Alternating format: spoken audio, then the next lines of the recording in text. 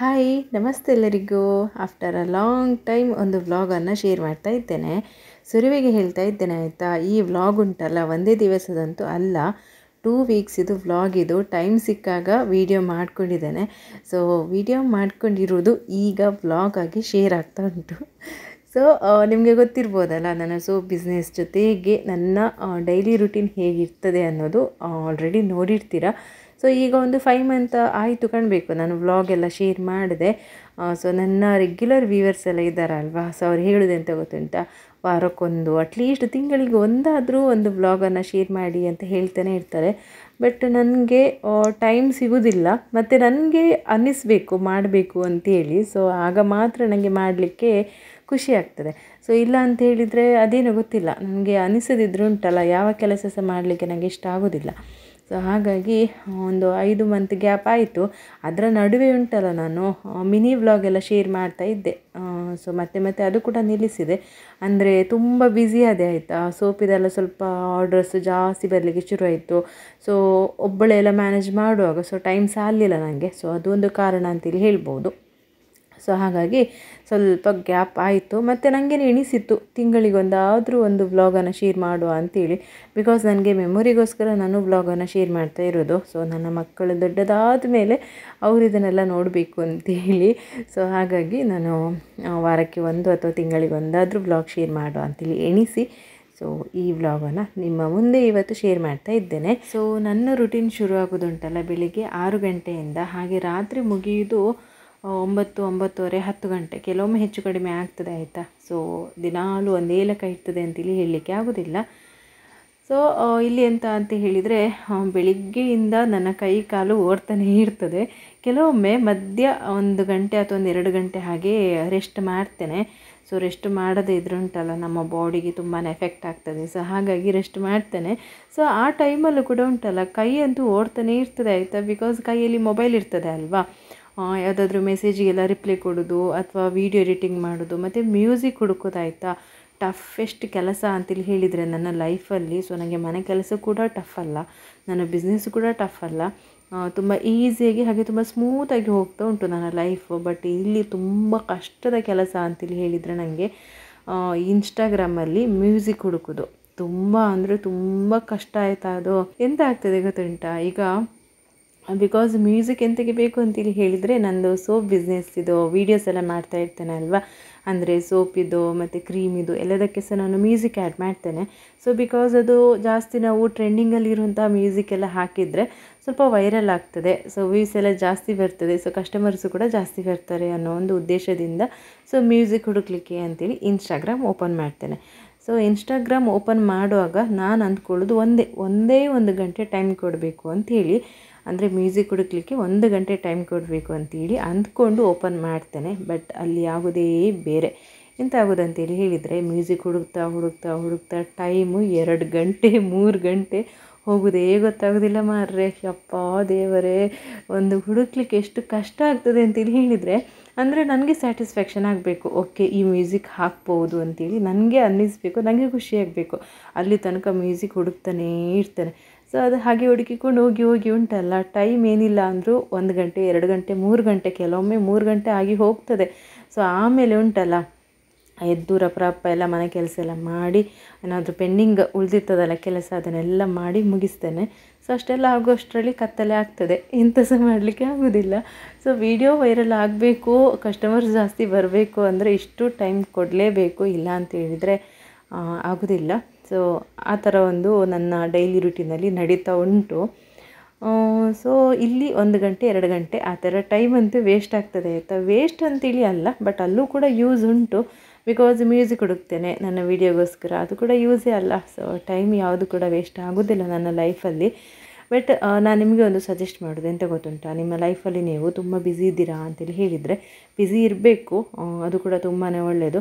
But 1 ಗಂಟೆ ಸೈಲೆಂಟಾಗಿ, full silent, ಕೈಯಲ್ಲಿ ಮೊಬೈಲ್ ಸಹ ಇರಬಾರ್ದು, ಮತ್ತು ಎಂಥ ಸಹ ಕೇಳಿಸಿಕೊಳ್ಬಾರ್ದು. ಮನೇಲಿ ಯಾರು ಸಹ ಜನ ಇಲ್ಲದಿರೋ ಟೈಮಲ್ಲಿ ಉಂಟಲ್ಲ, ಫುಲ್ 1 ಗಂಟೆ ಸೈಲೆಂಟಾಗಿ ಕೂತ್ಕೊಳ್ಳಿ ಆಯಿತಾ. ಸೊ ತುಂಬಾ ಒಳ್ಳೆಯದು, ಮೆಂಟಲಿ ತುಂಬ ಸ್ಟ್ರಾಂಗ್ ಆಗ್ತೇವೆ, ಹಾಗೆ ಹೆಲ್ತ್ ವೈಸು ಕೂಡ ತುಂಬಾ ಒಳ್ಳೆಯದಾಗ್ತದೆ. ಮತ್ತು ನಮ್ಮ ಲೈಫಲ್ಲೂ ಕೂಡ ನಾವು ಸ್ವಲ್ಪ ಗ್ರೋತ್ ಆಗ್ತಾ ಹೋಗ್ತೇವೆ. ಯಾವಾಗ ನಿಮಗೋಸ್ಕರ ನೀವು 1 ಗಂಟೆ ಟೈಮ್ ಕೊಡ್ತೀರಾ ಆಗ. ಸೊ ಇದು ಸೀಕ್ರೆಟ್ ಆಯಿತಾ. ಸೊ ಮಾಡಿ ನೀವು ಕೂಡ.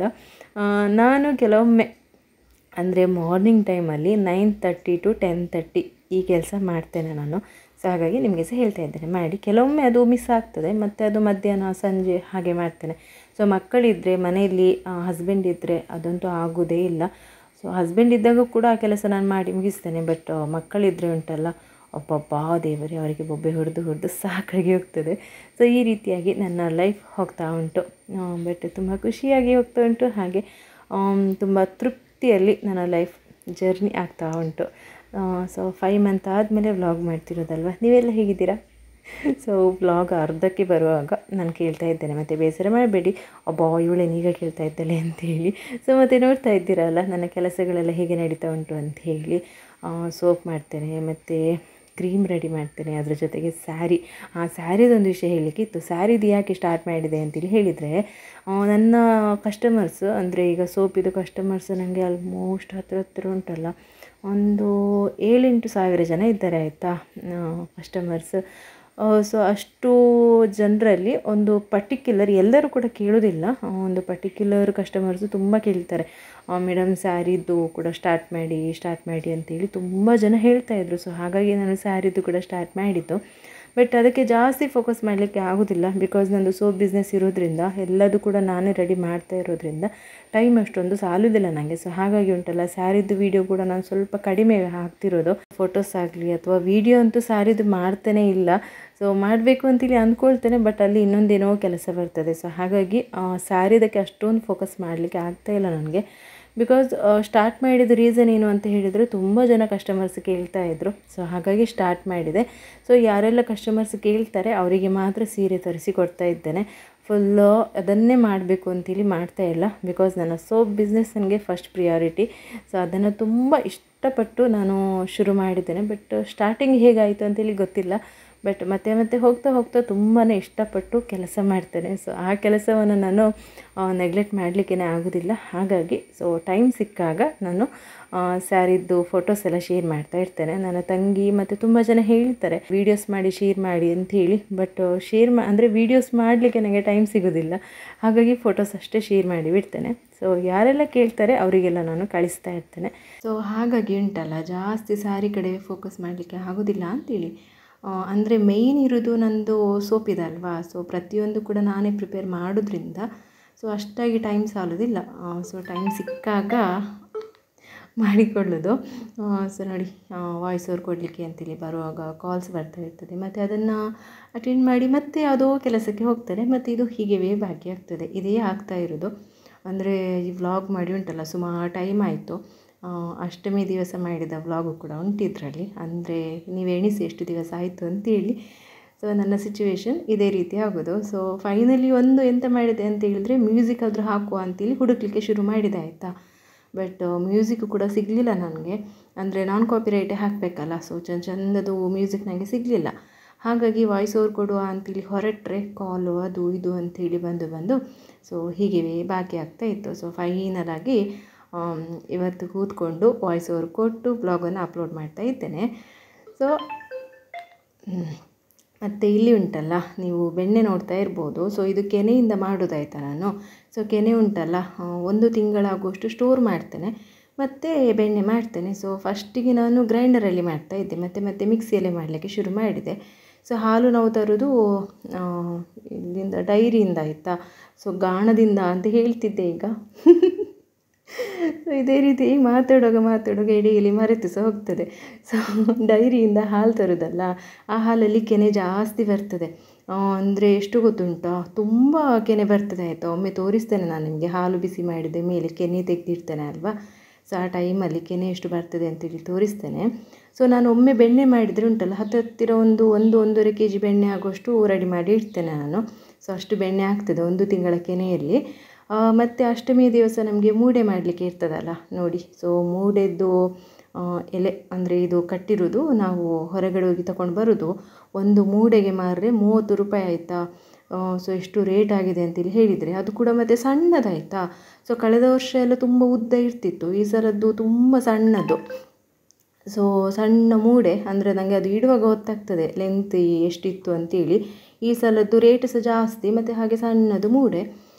ಹಾಗೆ ಮತ್ತು ಅಡುಗೆ ಸಹ ಉಂಟಲ್ಲ, ತುಂಬ ಬಗೆ ಬಗೆದು ಮಾಡಿದ್ದು ಈ ಸಲ.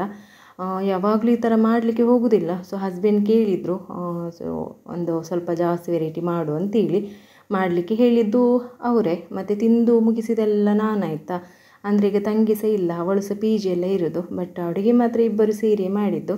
ಸೊ ಎಷ್ಟು ವೆರೈಟಿ ಮಾಡಿದ್ದೇವೆ ಅಂತೇಳಿ ನೀವಿಲ್ಲಿ ನೋಡ್ಬೋದು. ಒಂದು ಮೂಡೆ ಮತ್ತು ಒಂದು 3 ಬಗೆದು ಪದಾರ್ಥ ಮತ್ತು 2 ಬಗೆದು ಪಲ್ಯ ಮತ್ತು ಕಾಯಿ ರಸ.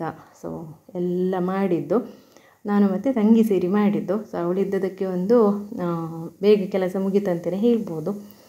1 ನಿಮಿಷ ಮಾರ್ರೆ, ವಿಸಿಲ್ ಬರ್ತಾ ಉಂಟು. ಸೊ ನೋಡಿ, ವಾಯ್ಸ್ ಓವರ್ ಕೊಡುವಾಗ ಈ ರೀತಿ ಎಲ್ಲ ನಡೀತಾ ಇರ್ತದೆ. ಇನ್ನೊಂದು ವಿಷಯ ಎಂತ ಅಂತ ಹೇಳಿದರೆ, ಈಗ ನಾನು ವಾಯ್ಸ್ ಓವರ್ ಕೊಡ್ತಾ ಇದ್ದೇನಲ್ಲ, ಫುಲ್ಲು ಸೈಲೆಂಟ್ ಉಂಟು ನೋಡಿ, ಮಕ್ಕಳದು ಶಬ್ದ ಎಂತ ಸಹ ಕೇಳ್ತಾ ಇಲ್ಲ.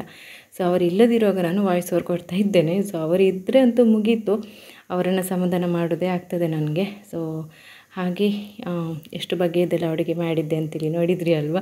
ಬಟ್ ಮುಗಿಸಿದ್ದು ಮಾತ್ರ ನಾನು ಒಬ್ಬಳೇ ಆಯಿತಾ. ಅದು ಕೂಡ ಒಂದು ದಿವಸಕ್ಕೆ ಮುಗಿಯುವಂಥದ್ದು.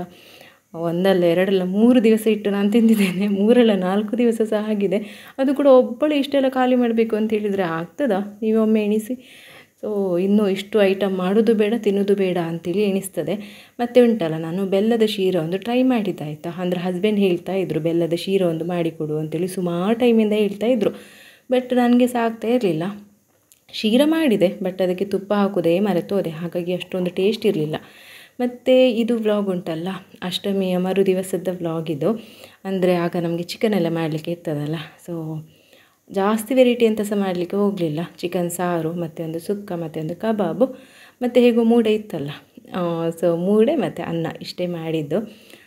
ಮತ್ತು ನಾವು 4 ಜನ ಅಲ್ಲ, ಸ್ವಲ್ಪ ಸ್ವಲ್ಪ ಮಾಡಿದ್ದು. ಮತ್ತು ಈಗ ತಂಗಿ ಸಹ ಪಿ ಜಿಲಿ ಅಲ್ಲ ಇರೋದು. ಸೊ ಅವಳು ಸಹ ಮತ್ತೆ ಬರಲಿಲ್ಲ ಇದನ್ನೆಲ್ಲ ತಿನ್ನಲಿಕ್ಕೆ, ನಾವೇ ತಿಂದು ಮುಗಿಸಿದ್ದು. ಸೊ ಮನೇಲಿ ಜನ ಜಾಸ್ತಿ ಇದ್ದರೆ ಉಂಟಲ್ಲ, ಅಡುಗೆ ಸಹ ಜಾಸ್ತಿ ಮಾಡಿದರೆ ಸಹ ಅಷ್ಟೇನು ಎಣಿಸೋದಿಲ್ಲ, ಮುಗೀತದೆ ಅಂತೇಳಿ ಒಂದು ನಂಬಿಕೆ ಇರ್ತದೆ. ಜನ ಕಡಿಮೆ ಇರುವಾಗ ಜಾಸ್ತಿ ಬಗೆದೆಲ್ಲ ಮಾಡಲಿಕ್ಕೆ ಹೋದರೆ ಉಂಟಲ್ಲ, ಸುಮ್ಮನೆ ಬೇಡ ಅಂತೇಳಿ ಎಣಿಸೋದು. ಮಾಡೋದು ಸಹ ಬೇಡ, ತಿನ್ನೋದು ಸಹ ಬೇಡ ಅಂತೇಳಿ ಎಣಿಸ್ತದೆ. ಸೊ ಇಷ್ಟೆಲ್ಲ ಮುಗಿಸಿ ಉಂಟಲ್ಲ, ನಾವು ಮಂಗಳೂರಿಗೆ ಹೊರಟದಾಯ್ತಾ. ಸೊ ತಂಗಿ ನಮಗೆ ಅಲ್ಲೇ ಸಿಕ್ಕಿದ್ದು.